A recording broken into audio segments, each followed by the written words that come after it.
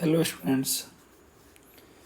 आज अपन चैप्टर 6 जिसका नाम है वैद्युत चुम्बकीय प्रेरण का जितना हो सकता है उतना संक्षेप में रिवाइज करेंगे। ठीक है ना।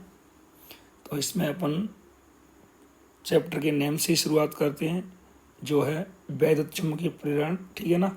इलेक्ट्रोमैग्नेटिक इंडक्शन क्या होता है समझते हैं। इसमें क्या होता है, जो मैग्नेटिक फील्ड होता है बी, ठीक है ना, उसके द्वारा अपन आई करंट जनरेट करते हैं। क्या उत्पन्न करते हैं? विद्युत धारा उत्पन्न करते हैं।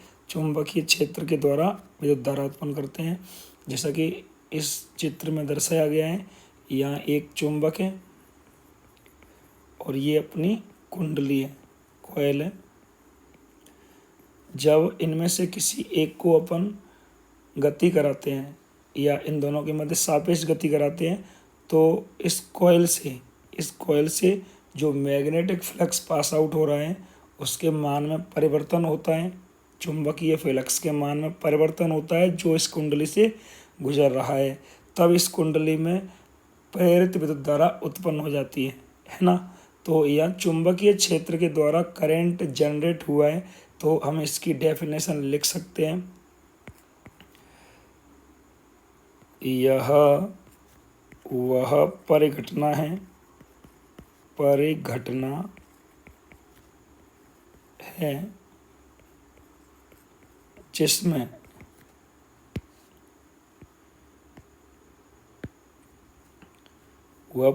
है जिसमें चुंबकीय क्षेत्र द्वारा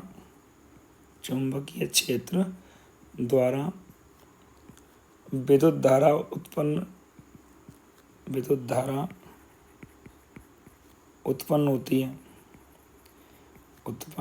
होती है। It is that phenomenon in which electric current is produced by changing magnetic flux और magnetic field। ओके, इस परिघटना में चुंबकीय क्षेत्र या चुंबकीय फ्लक्स के मान में परिवर्तन होता है। बी के मान में क्या होता है? परिवर्तन होता है, तब करंट उत्पन्न होता है। ठीक है ना। जैसा कि इस फिगर में दर्शाया गया है, जब चुंबक को हम और कुंडली के मध्य सापेक्ष गति कराते हैं तो कुंडली से गुजरने वाले चुंबकीय फ्लक्स में परिवर्तन होता है तो उस कुंडली में प्रेरित धारा उत्पन्न हो जाती है। ठीक है ना। तो वह परिघटना जिसमें चुंबकीय क्षेत्र द्वारा विद्युत धारा उत्पन्न होती है उसे अपन विद्युत चुंबकीय प्रेरण कहते हैं। इसकी खोज की थी दो साइंटिस्ट थे, दोनों अलग पृथक देश के थे। एक साथ काम उन्होंने नहीं किया था कि ज्वाइंट रूप से काम किया हो, लेकिन खोज दोनों ने सेम ही की थी। एक का नाम था जोसेफ हेनरी जो अमेरिका के थे, दूसरे थे माइकल फैराडे जो इंग्लैंड के थे। ठीक है ना। ठीक है, तो खोज माइकल फैराडे। ठीक है ना। ठीक है, और जोसेफ हेनरी। ठीक है ना। वैसे ज़्यादातर नाम माइकल फैराडे का लिया जाता है क्योंकि इन्होंने विद्युत जनित्र जो कि विद्युत चुम्बकीय प्रेरण पर आधारित है बनाया था। ठीक है ना। लेकिन जो प्रैक्टिकल किए थे विद्युत चुम्बकीय प्रेरण से संबंधित वो दोनों की सेम थे। इसके बाद आता है चुंबकीय फ्लक्स। ठीक है ना। जैसा कि आपको दिख रहा है यहाँ पे एक क्लोज सरफेस है और इसमें से बहुत सारी जो मैग्नेटिक फील्ड लाइन है वो पास आउट हो रही हैं। तो डेफिनेशन जैसे कि अपने इलेक्ट्रिक फ्लक्स की पढ़ी थी वैसे ही हम इसकी डेफिनेशन बना सकते हैं। दोनों ही सेम है बिल्कुल। चुंबकीय क्षेत्र में स्थित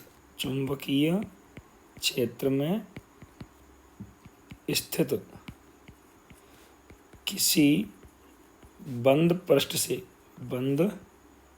पृष्ठ से, चुंबकीय क्षेत्र में स्थित किसी बंद पृष्ठ से अभिलंबवत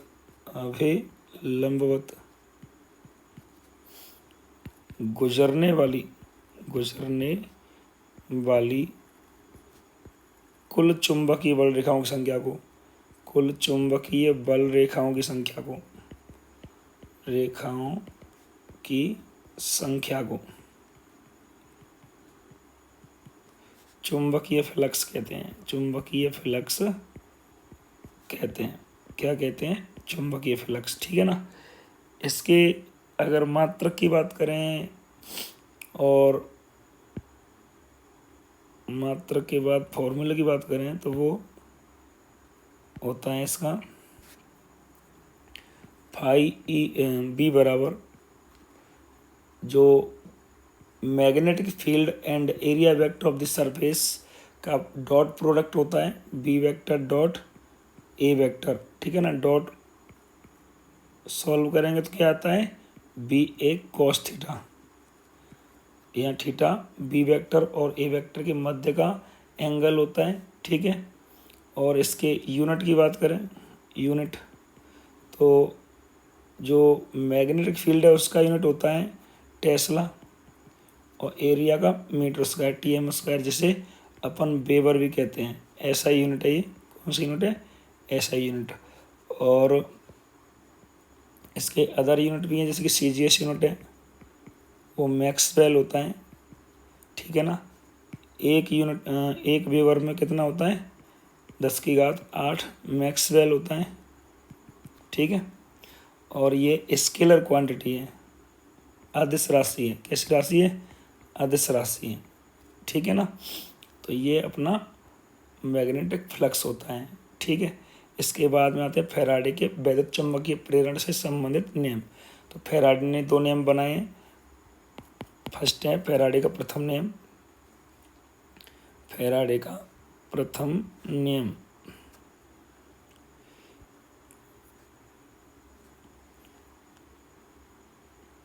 इस नियम के अनुसार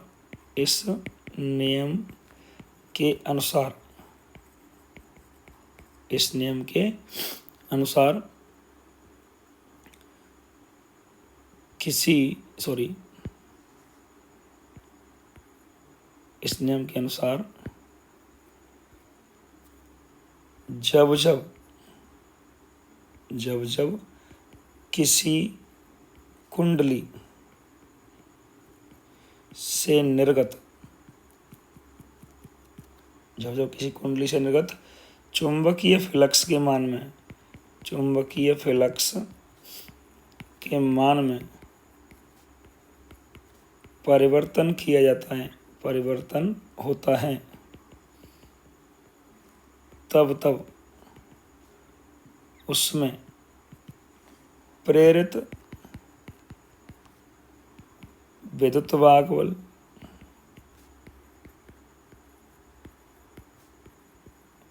एवं प्रेरित विद्युत धारा उत्पन्न होती है।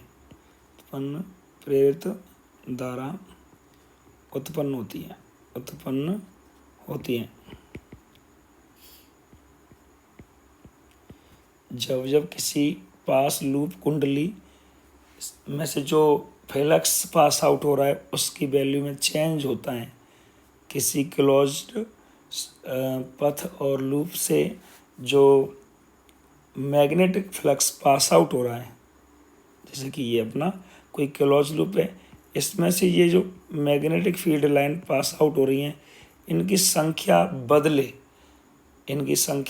बदले। इसका मीन ये हुआ कि इसमें से गुजरने वाला फ्लक्स बदले। जब फ्लक्स में परिवर्तन होगा पास आउट होने वाले में, तब इस लूप में स्वतः ही प्रेरित विद्युत धारा उत्पन्न हो जाती है। यानी पहला जो नियम है वो बताता है कि प्रेरित विद्युत धारा और प्रेरित विद्युतवाहक बल उत्पन्न क्यों होते हैं। तो इसका आंसर है चुंबकीय फ्लक्स में परिवर्तन की वजह से। क्या रीजन है? चुंबकीय फ्लक्स में परिवर्तन होने की वजह से क्या होता है? बंद पथ में या कुंडली में प्रेरित विद्युतवाहक बल और प्रेरित विद्युत धारा उत्पन्न हो जाती हैं। ठीक है ना। अब कितना उत्पन्न होगा ये फैराडे का द्वितीय नियम बताता है। कौन सा नियम बताता है? द्वितीय। इस नियम के अनुसार किसी कुंडली में उत्पन्न प्रेरित विद्युत वाहक बल का मान, प्रेरित विद्युत वाहक बल का मान कुंडली से निर्गत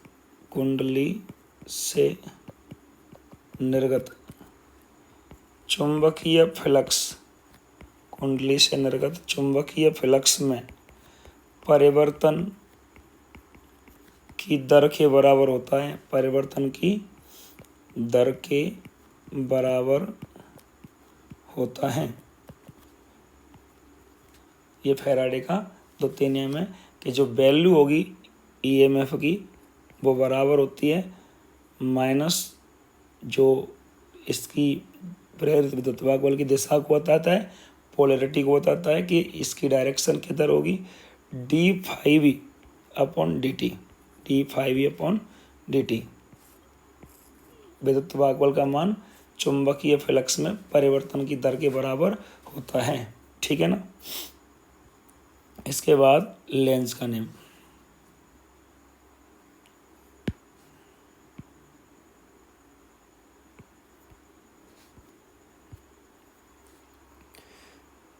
इस नियम के अनुसार प्रेरित विद्युत वाहक बल एवं प्रेरित विद्युत धारा की दिशा इस प्रकार होती है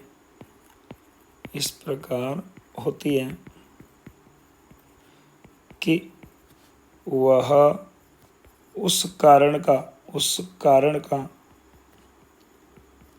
विरोध करती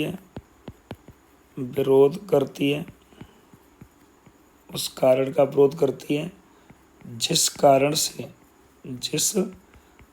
से उसकी उत्पत्ति हुई है। ठीक है ना। जैसे कि यहाँ पर दो केस बनाए। केस फर्स्ट कि जब चुंबक के एन ध्रुव को कुंडली के पास ले जाते हैं, कहाँ ले जाते हैं?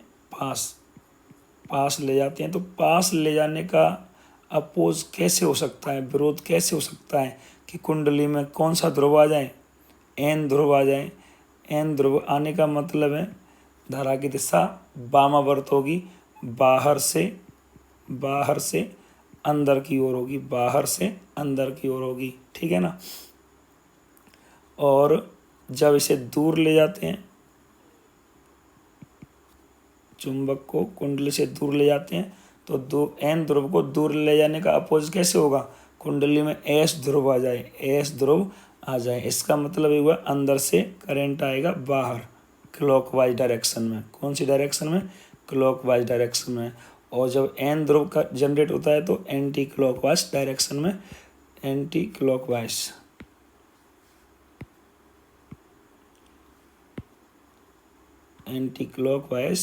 डायरेक्शन में करंट फ्लो होता है। ठीक है ना। तो ये होता है लेंज का नियम। एक चीज़ और याद रखनी है तुम्हें, लेंज का नियम ऊर्जा संरक्षण के नियम का पालन करता है। लेंज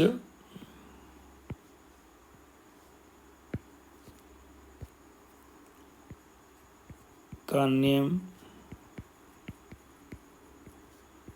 ऊर्जा संरक्षण के नियम का पालन करता है। ठीक है ना।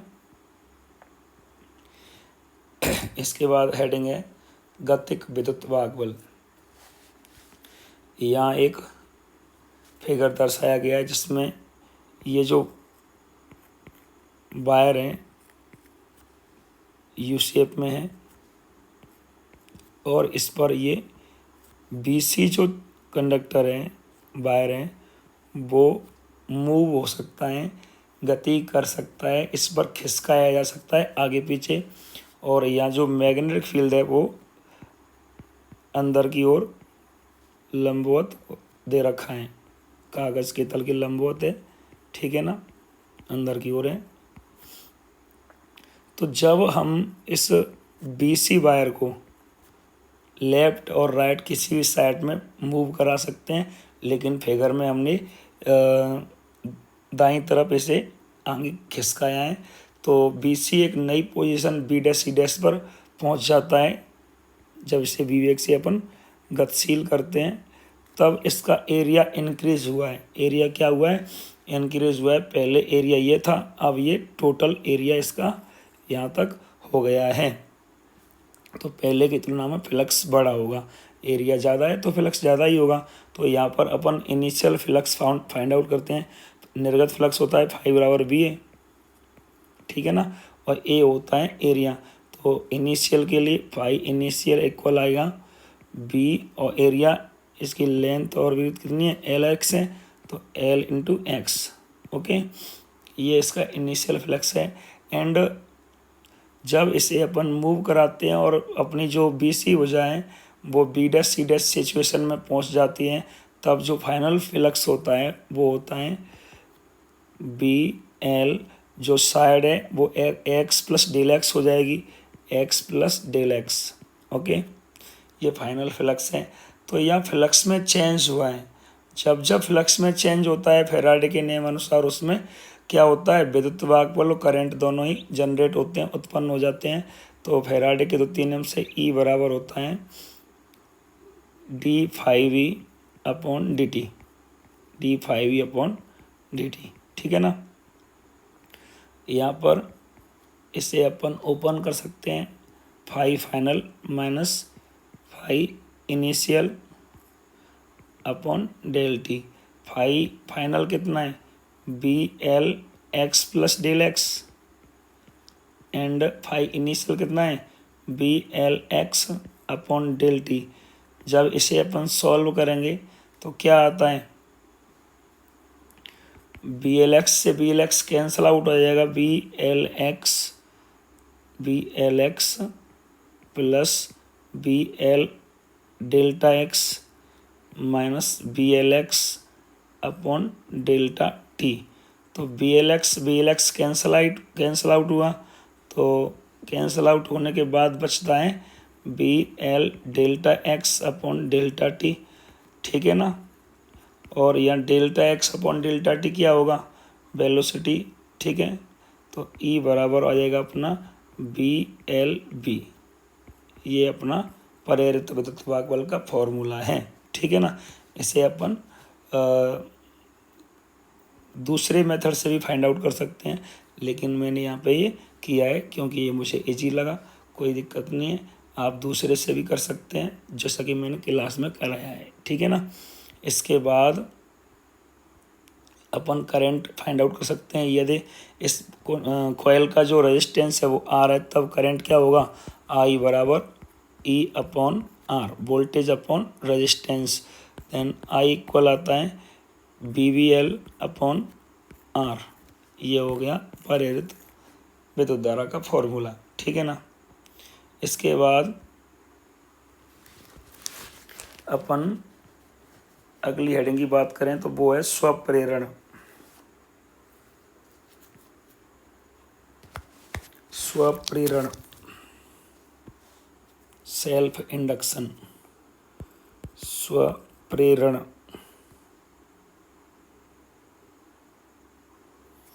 प्रेरण, स्वप्रेरण, सेल्फ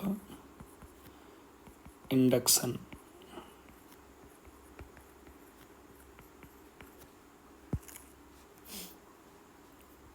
यहाँ पर मैं एक फिगर बनाता हूँ। ये कोई कॉइल है, सोलेनोइड टाइप की है। इसमें अपन कोई बैटरी जोड़ते हैं और एक दाब कुंजी लगाते हैं।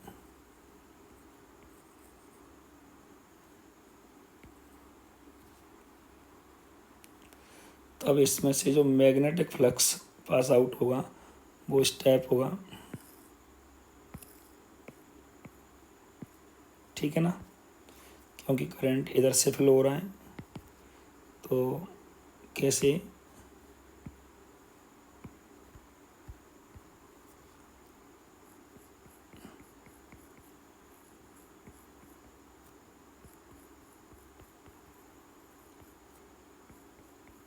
ये आउटर साइड है वायर की और मैग्नेटिक फील्ड लाइन अंदर है इनके, ठीक है ना। तो यहाँ पे क्या है कि करंट अंदर की साइड जा रहा है फिर बाहर आ रहा है, तो अपन अपनी उंगली कर्ल कर सकते हैं, मोड़ सकते हैं, तब अपना अंगूठा इस साइड आएगा। किस साइड आएगा, क्योंकि अंदर से इन जो रेड लाइन दिख रही हैं इनके नीचे से अपनी उंगली गुजर के आएंगी बाहर की तरफ, तब अंगूठा अपना राइट साइड होगा, जो मैग्नेटिक फ्लक्स या मैग्नेटिक फील्ड लाइन की डायरेक्शन में होगा, ठीक है ना। तो यहाँ पे अपन जब इस दाब कुंजी को बार बार दबाते हैं छोड़ते हैं, दबाते हैं छोड़ते हैं, तो इस जो कुंडली है ना उसमें बहने वाली धारा बदलेगी, धारा बदलेगी तो चुंबकीय क्षेत्र बदलेगा, चुंबकीय क्षेत्र बदलेगा तो फ्लक्स बदलेगा, और जब जब फ्लक्स बदलेगा, जब जब फ्लक्स बदलेगा तब तब स्वतः ही क्या उत्पन्न होती है, प्रेरित विद्युत धारा और प्रेरित विद्युत बल उत्पन्न होता है, ठीक है ना। तो यहाँ एक ही कुंडली में सब कुछ हुआ है, तो यहाँ पे जो इस घटना को जो नाम दिया गया है वो नाम दिया गया है स्वप्रेरण, कि जब किसी कुंडली में बहने वाली धारा के मान में परिवर्तन होता है तो उस कुंडली से गुजरने वाले चुंबकीय फ्लक्स में परिवर्तन होता है, फलस्वरूप उसमें प्रेरित विद्युत बल और प्रेरित विद्युत धारा उत्पन्न हो जाती है। इस घटना को स्वप्रेरण कहते हैं। क्या कहते हैं, स्वप्रेरण। लिख देते हैं अपन, जब किसी कुंडली में प्रवाहित धारा के मान में परिवर्तन किया जाता है तो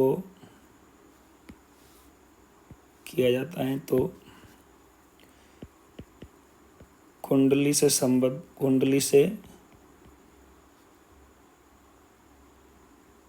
संबद्ध चुंबकीय फ्लक्स में भी परिवर्तन होता है, फलस्वरूप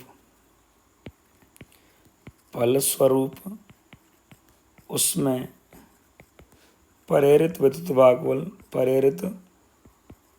वाहक बल एवं प्रेरित विद्युत धारा उत्पन्न हो जाती है। इस घटना को स्वप्रेरण कहते हैं। इस घटना को स्वप्रेरण कहते हैं। क्या कहते हैं, स्वप्रेरण। इस कुंडली से संबद्ध जो लिंकेड मैग्नेटिक फ्लक्स है वो डायरेक्टली प्रोपोर्शनल होता है इस कुंडली में फ्लो होने वाली करंट के, यानी five magnetic flux directly proportional समानुपाती होता है धारा के। यहाँ पर जो प्रोपोर्शनल कांस्टेंट लेते हैं वो होता है एल आई हो जाएगा, एल आई, और यहाँ एल की जो वैल्यू आती है वो आती है 5E/I, ठीक है। एल म्यूचुअल इंडक्टेंस है, स्वप्रेरकत्व, ठीक है ना। यूनिट क्या होता है, वेबर/एम्पियर, जिसे हेनरी बोलते हैं। क्या बोलते हैं, हेनरी, ठीक है ना। डायमेंशन की बात करें 12/22 होता है, M1L2 T-2 A-2, ठीक है ना। अपन एल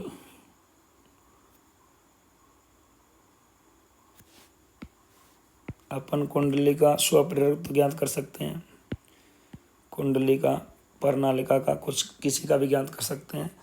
अब हमें निकालना है प्रणालिका का स्वप्रेरकत्व, स्वप्रेरकत्व, ठीक है ना। तो सबसे पहले अपन मैग्नेटिक फील्ड लिखेंगे। प्रणालिका का जो मैग्नेटिक फील्ड होता है वो होता है म्यू जीरो एन आई अपॉन एल। यहाँ एन क्या है, टर्न इन सोलेनॉइड प्रणालिका में फेरे हैं, और एल प्रणालिका की लंबाई है। तब प्रणालिका से निर्गत जो एन फेरों से निर्गत कुल फ्लक्स होता है वो होता है फाई वी बराबर एन बी ए, ठीक है ना। बी की वैल्यू रख देंगे अपन, तो आता है फाइव बी बराबर mu zero N square a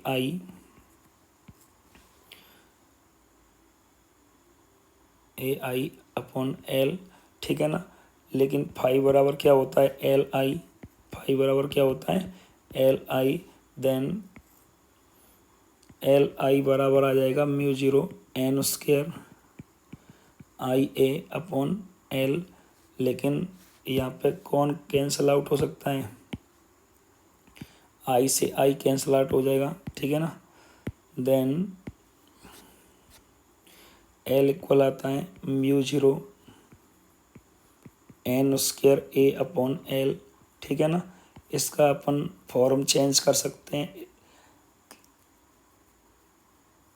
L का ऊपर नीचे मल्टीप्लाई करते हैं तो फाइंड आउट होता है mu zero N square a l upon l square. ये जो टर्न और लेंथ का स्क्वायर है इसे अपन स्मॉल एन पर यूनिट लेंथ में टर्न कह सकते हैं। तो एल इक्वल आता है mu zero N square a l, ठीक है ना। ये भी इसका म्यूचुअल सेल्फ इंडक्टेंस का फॉर्मूला है सोलेनोइड का, ठीक है। इसके बाद अपन प्रणालिका में संचित चुंबकीय स्थिति ऊर्जा के सूत्र की व्युत्पत्ति करते हैं। प्रणालिका में संचित चुंबकीय स्थितिज ऊर्जा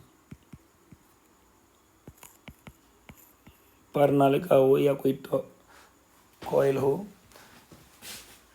इनमें जब हम इलेक्ट्रिक करंट में चेंज करते हैं तो जो प्रेरित विद्युत वाहक बल होता है वो करंट में चेंज का अपोज करता है। जैसे कि मैं बनाऊं, यहाँ कोई सोलेनॉइड है, इस सोलेनॉइड में जो प्रेरित विद्युत वाहक बल वो ई है, ठीक है ना। अब ये जो ईएमएफ है, प्रेरित विद्युत वाहक बल है, इंड्यूस्ड वोल्टेज है, वो इस कुंडली में, इस प्रणालिका में जो हम धारा में चेंज करना चाहते हैं, कुछ धारा को बढ़ाना चाहते हैं या घटाना चाहते हैं, तो ये उसे होने नहीं देता है, उसका अपोज करता है, उसका विरोध करता है, ठीक है ना। इसीलिए इसे अपन पश्च विद्युत वाहक बल भी कहते हैं। क्या कहते हैं, पश्च विद्युत वाहक बल, ठीक है ना। तो हमें यदि धारा इसमें स्थापित करनी है, फ्लो करनी है, तो हमें इसके अगेंस्ट वर्क करना पड़ता है, कार्य करना पड़ता है। जो इसके अगेंस्ट कार्य किया जाता है, प्रेरित विद्युत वाहक बल के विरुद्ध जो कार्य किया जाता है धारा स्थापित करने के लिए, वो प्रणालिका में संचित चुंबकीय स्थिति ऊर्जा के तुल्य होता है, ठीक है ना। तो अपन आई धारा के लिए कार्य करने की दर से शुरू करते हैं। आई धारा के लिए कार्य करने की दर कार्य करने की दर क्या होती है, शक्ति होती है। तो D W upon D T, शक्ति इक्वल होता है V I, voltage into current, ठीक है ना। और वोल्टेज क्या होता है, अपन बना सकते हैं वोल्टेज फैराडे के नियम से, ई बराबर होता है डी फाइव वी बटे डी टी। फाइव बराबर होता है एल आई, फाइव बराबर क्या होता है एल आई, देन एल अपन कांस्टेंट है तो बाहर ले लेंगे, D I upon D T, ये होता है अपना voltage. Then after putting value of E M F, then equal value रखेंगे यहाँ L D I upon D T and cross गुणा आई, डी टी से डी कैंसिल आउट हो जाएगा तो डी डब्ल्यू बराबर आता है अपना, सॉरी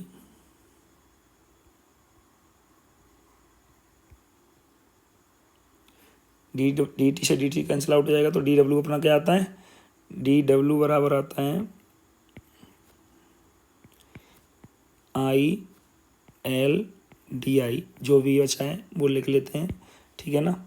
इसके बाद हमें कुल कितनी करंट फ्लो करनी है आई, इसके लिए अपन इंटीग्रेशन करेंगे D W I L D I, zero से आई करंट फ्लो करना है हमें, डी डब्ल्यू का डब्ल्यू आएगा एंड यहाँ पर आई है तो आई का ही इंटीग्रेशन होगा, वैल्यू कितनी पावर है इसकी 1 है तो इंटीग्रेशन में क्या हो जाएगा, पावर में ऐड करेंगे तो आई की पावर 2 हो जाएगी, अपॉन 2 आएगा,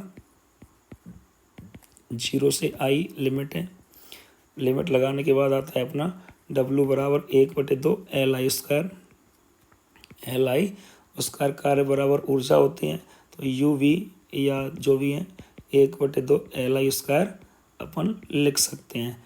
ये मैच करता है 1/2 सी वी स्क्वायर से, यू ई बराबर होता है 1/2 सी वी स्क्वायर, ठीक है ना। ये मैच करता है इससे, यहाँ सी कांस्टेंट है यहाँ एल कांस्टेंट है, ठीक है ना। तो अपन इनके बारे में कंपैरिजन कर सकते हैं। इसके बाद अपनी अगली हेडिंग है अन्योन्य प्रेरण, अन्योन्य प्रेरण, म्यूचुअल इंडक्शन बोलते हैं इसे। इसमें 2 कॉइल होती हैं, 2 कुंडलियाँ होती हैं, एक चालक दूसरा चालक। तो इसमें अपन डेफिनेशन शॉर्ट में लिखते हैं, वह प्रक्रिया जिसमें एक चालक के परिवर्ती चुंबकीय क्षेत्र के कारण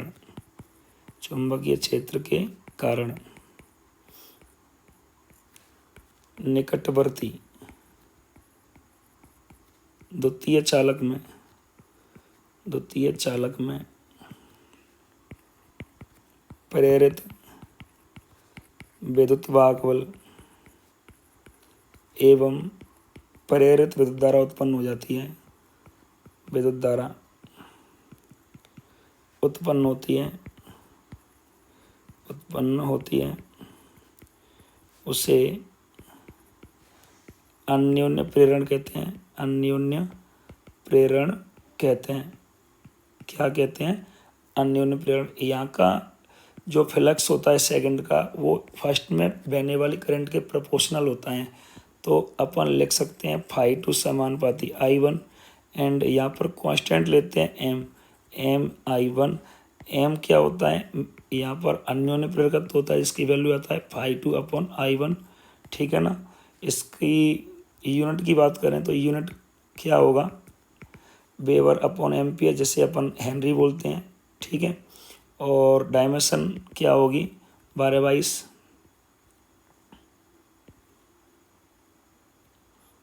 M1 L2 T-2 A-2, ठीक है ना। और राशि अदिश है, L और M दोनों ही अदिश होती हैं, ठीक है। इसके बाद बात करें अपन 2 समाक्षीय प्रणालिकाओं के अन्योन्य प्रेरकत्व की। 2 समाक्षीय प्रणालिकाओं का अन्योन्य प्रेरकत्व, अन्योन्य प्रेरकत्व।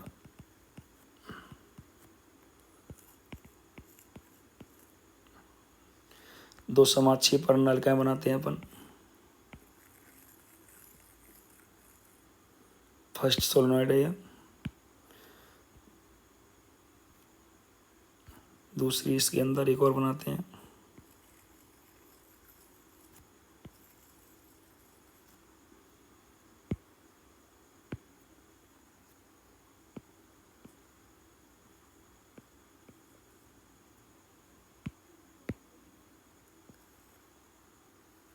ठीक है ना। दोनों का एक्सिस सेम है, ये एक्सिस है और दोनों की लेंथ भी सेम है, एल है, ठीक है। ये S2 है, ये S1 है और छोटी की रेडियस है R1 और बड़ी की रेडियस है R2। छोटी में टर्न है N1 और बड़ी में टर्न है N2, ठीक है ना। जब अपन S2 में करंट फ्लो करते हैं,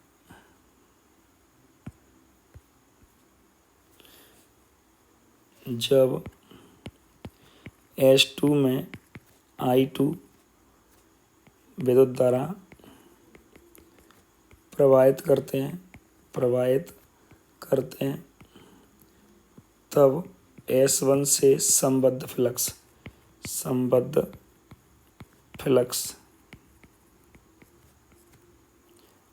वो होगा φ1 इक्वल टर्न पहली के, ठीक है ना, मैग्नेटिक फील्ड दूसरी का, लेकिन एरिया पहली का। यहाँ पे सेकंड में करंट फ्लो किया है तो सेकंड का ही मैग्नेटिक फील्ड लेंगे, बाकी सब फर्स्ट का होगा, क्योंकि हमें फर्स्ट का ही फ्लक्स फाइंड आउट करना है। लेकिन फर्स्ट में करंट है नहीं, करंट तो है सेकंड में, तो सेकंड की वजह से फर्स्ट में फ्लक्स आ रहा है, फर्स्ट में मैग्नेटिक फील्ड आ रहा है, तो वो अपना N1V2A1 होगा।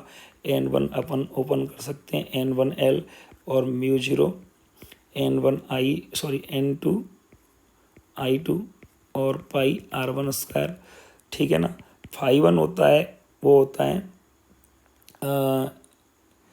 किससे बना है φ1? I2 से बना है, φ1 बना है I2 से, ठीक है ना। 1 और 2 से यहाँ पर कांस्टेंट ले सकते हैं, φ1 बराबर m/I2, ठीक है ना। यहाँ कांस्टेंट लिया है, समानुपाती हटाकर m/, है तो यह आता है m/I2 μ0 N1 N2 I2 L by R1 square, ठीक है ना। सॉरी, R1 करना है,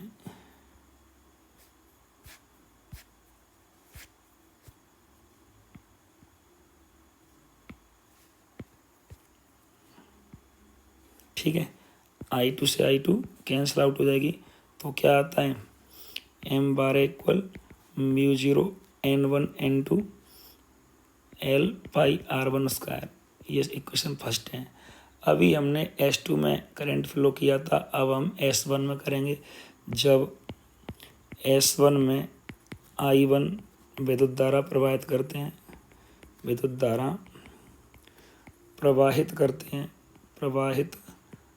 हैं, तब S2 से संबद्ध चुंबकीय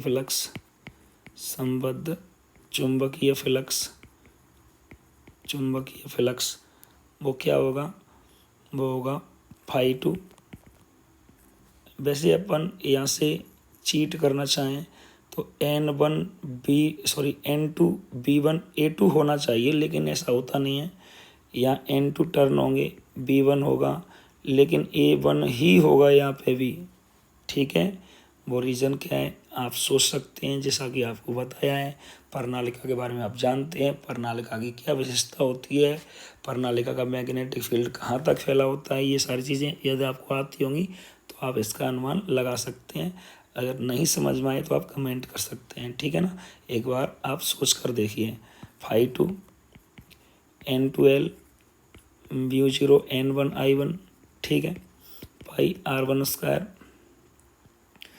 φ2 यहाँ बना है I1 से, तो M21 I1 होगा, M21 I1 इक्वल होगा μ0 N1 N2 L I1 पाई R1 स्क्वायर। I1 से I1 कट जाएगा तो M21 आता है μ0 N1 N2 L pi R1 square. समीकरण 1 और 2 सेम है, समीकरण 1 और 2 कैसे हैं? सेम। तो समीकरण 1 व 2 से m/, बराबर M21 बराबर μ0 N1 N2 L pi R1 square. यहाँ पर आप लोगों को एक बात याद रखनी है कि यहाँ पर जो अंदर वाली कुंडली हो या प्रणालिका हो, जो भी है, एक चालक के अंदर जो दूसरा चालक रखा होता है उसके अंदर का जो अन्योन्य प्रेरकत्व ज्ञात करना होता है, M21 ज्ञात करना होता है, वो थोड़ा कठिन होता है। तो हम M12 फाइंड कर लेने के बाद M21 उसके इक्वल ही आता है, इसे मानकर इसे सॉल्व किया करेंगे। ठीक है ना। M21 फाइंड आउट करने की ज़्यादा ज़रूरत है नहीं, इस यहाँ पे हमने प्रूव किया है कि ये बराबर ही आते हैं और सच में बराबर ही आते हैं। ठीक है ना। अब इस चैप्टर की जो अंतिम हेडिंग है वो है AC जनरेटर, लेकिन उससे पहले यहाँ पर एक न्यूमेरिकल और बनता है कि यहाँ पर जो जब हमने से S2 में I2 करंट फ्लो किया था, तो जो फ्लक्स था पहले का वो अपन दो सोलेनॉइड में डिवाइड उसे अपन दो फ्लक्सों के योग के रूप में व्यक्त कर सकते हैं। S1 का जो फ्लक्स था उसे अपन दो फ्लक्सों के रूप में बांट सकते हैं। phi1 जो अपना था उसे अपन दो भागों में डिवाइड कर सकते हैं। Li1 ये जो स्वप्रेरण से फ्लक्स बना है प्लस या अन्योन्य प्रेरण से बना है वो M21 या 12 जो भी है I2 लगा सकते हैं। क्या हुआ, M12 लेना था, सॉरी M12। ठीक है ना। इस टाइप से ऐसे ये भी फ्लक्स है, ये भी फ्लक्स है, लेकिन इन दोनों का ऐड कितना है, phi1 है, क्योंकि ये phi1 से रिलेट करते हैं। यहाँ पर यदि हमें क्या फाइंड आउट करना है, प्रेरित विद्युत भाग बल फाइंड आउट करना है, तो क्या आएगा, जैसे अपन फेराडे के नियम से सॉल्व कर सकते हैं। माइनस के d phi1 upon dt minus L di1 upon dt plus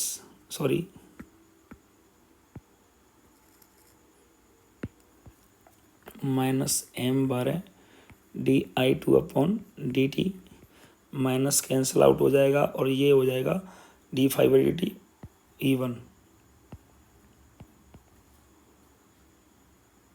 L di1 upon dt plus M12 di2 upon dt। एक बार मैच कर लेते हैं।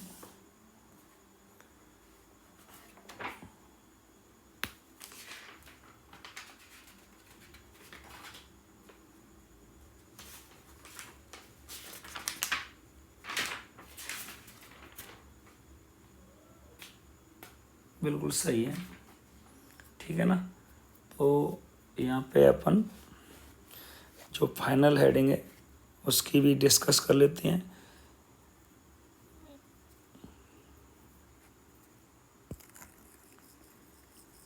ठीक है। फाइनल हेडिंग है अपनी AC जनित्र।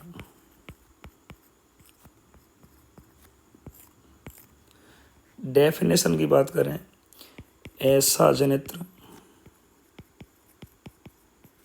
जो AC धारा उत्पन्न करता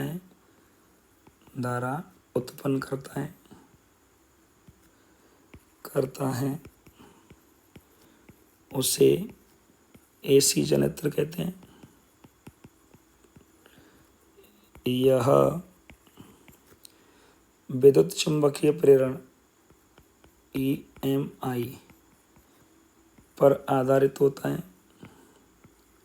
विद्युत चुम्बकीय प्रेरण पर आधारित होता है। ठीक है ना। बनावट की बात करें,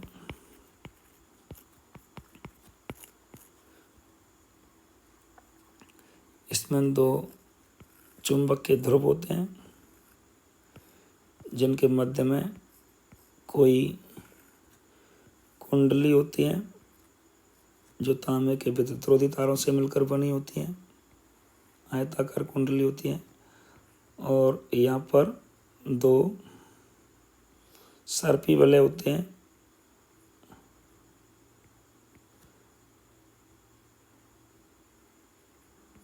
और जिन पर कार्बन ब्रश अटैच्ड होते हैं।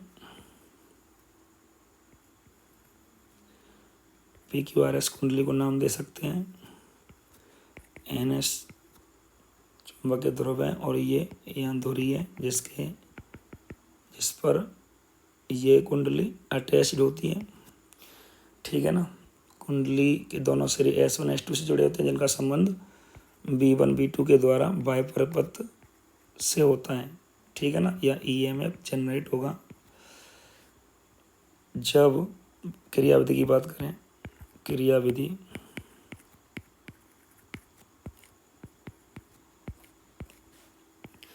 जब यांत्रिक ऊर्जा के द्वारा कुंडली को घूर्णन कराते हैं, गति कराते हैं, तो कुंडली से निर्गत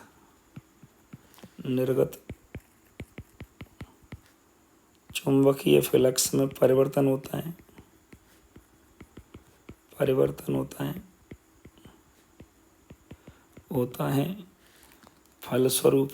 फलस्वरूप कुंडली में E व I उत्पन्न हो जाते हैं जिनकी दिशा प्रत्येक आधे गुणन के बाद बदलती रहती है आवर्ती रूप से। अतः इन्हें प्रेरित विद्युत धारा और प्रेरित विद्युत वाहक बल भी कहते हैं। जब कुंडली ओमेगा चाल से घूर्णन करती है तब माना स्मॉल t समय पर B वेक्टर व A वेक्टर के मध्य कोण थीटा है, तब कुंडली से संबद्ध चुंबकीय फ्लक्स कितना होगा? वो होता है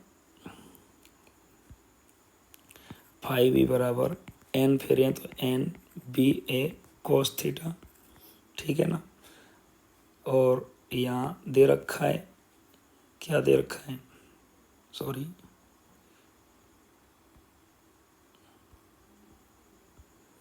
यहाँ दे रखा है कि जो प्रेरित विद्युत वाहक बल होता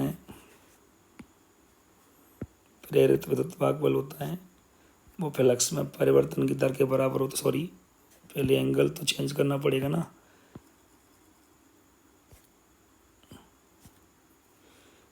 दे रखा है ओमेगा बराबर theta upon T, then theta will be omega T. So put this value NBA या NBA कुछ भी मान लो cos ओमेगा टी। फैराडे के द्वितीय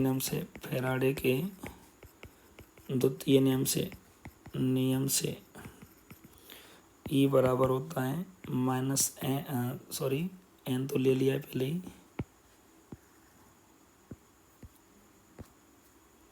d5E अपॉन dt। फाई की वैल्यू रखेंगे E बराबर माइनस के d upon dt and NBA cos omega T. Cos का होता है साइन, NAB बाहर आ जाएगा, माइनस के NAB माइनस के sine omega T and omega T का ओमेगा होगा, then NAB omega sine omega T. Sine की जो मैक्सिमम वैल्यू होती है 1 होती है, देन E बराबर मान सकते हैं E बराबर E0 sine omega T. E0 क्या है? E0 माना हुआ है NAB ओमेगा के स्थान पर माना है हमने, तो ये पीक वैल्यू है PA की peak value of EMF of induced EMF विद्युत वाहक बल का शिखर मान है।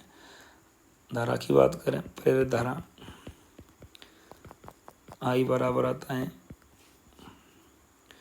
E upon R।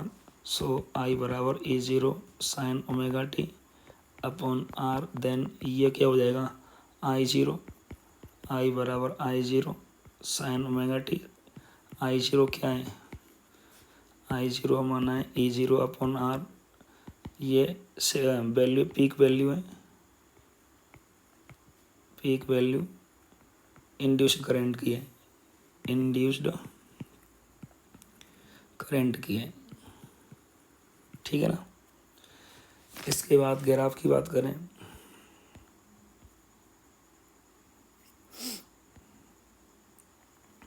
ग्राफ की बात करें तो दोनों ही साइन है, वोल्टेज का फॉर्मूला ये रहा और करंट का ये रहा, दोनों ही फॉर्मूले साइन के हैं। तो साइन का ग्राफ यहाँ से चालू होता है ओरिजिन से, एक टर्न के लिए, एक टाइम पीरियड के लिए किया है, आवर्तकाल के लिए। तो ये दोनों के लिए साइन के ग्राफ हो जाते हैं। ये होता है E0 पीक वैल्यू और ये होता है I0 पीक वैल्यू करंट का। ये T/4 होता है, ये T/2 होता है, 3T/4 और T, ओके टाइम। तो ये चैप्टर हो जाता है ओवर, ठीक है ना। इसके बाद अगली वीडियो में हम इस पार्ट के सारे क्वेश्चन कवर करेंगे जो कंपटीशन में आए हैं और अपनी NCERT में दिए हुए हैं, ओके। कोई डाउट हो तो आप कमेंट कर सकते हैं।